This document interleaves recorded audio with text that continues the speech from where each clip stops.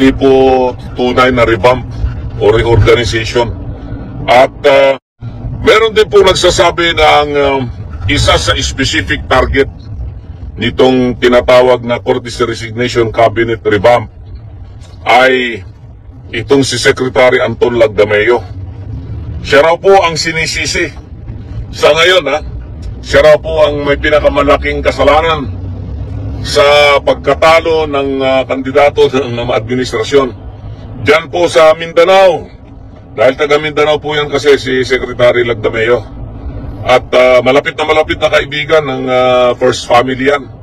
Alam na rin po natin yan yung mga bali-balita tungkol po sa kanyang mga ginagawa. At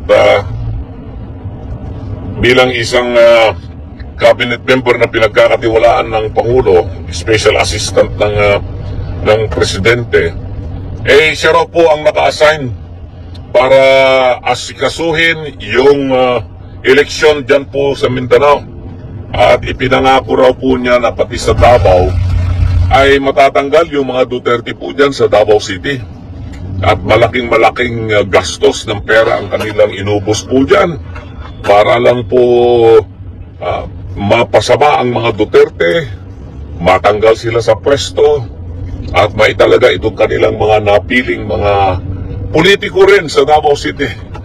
Pero nakita natin yung naging desisyon ng ating mga minamahal na kababayan po sa Davao City.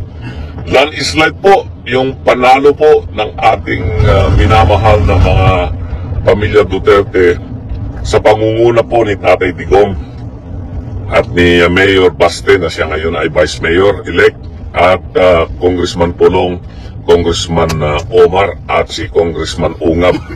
So, completely talong-talo sila dyan sa Davao City at saka sa buong Mindanao. Sa buong Mindanao, tayong mga kasama sa Duterte na senatorial candidates, PDP laban Duterte, panalo po tayong lahat dyan po sa Mindanao. At ito raw po ang ikinagagalit ng Malacanang at sinisisi ngayon itong si Secretary Anton Lagdameo. Dahil daw po siya ay malapit na kaibigan ng unang pamilya, na malapit na kaibigan ng Pangulo, ay hindi raw po gusto ng Pangulo na masaktan si Secretary Anton Lagdameo kung sisibakin niya kagad sa pwesto.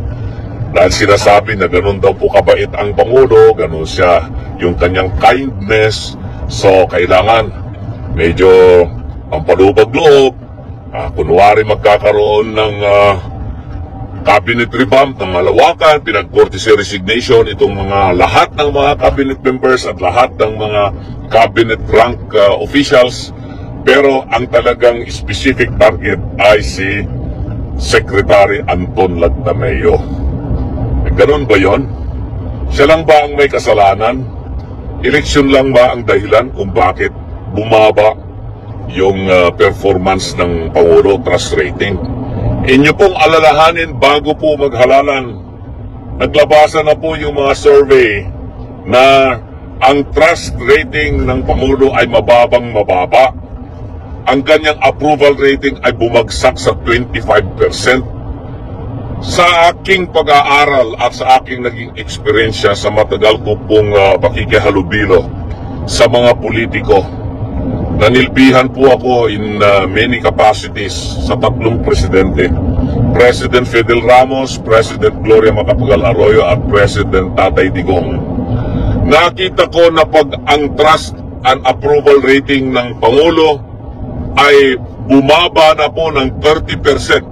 Basta bumaba na ng 30% yan, wala na pong endorsement value yung presidente.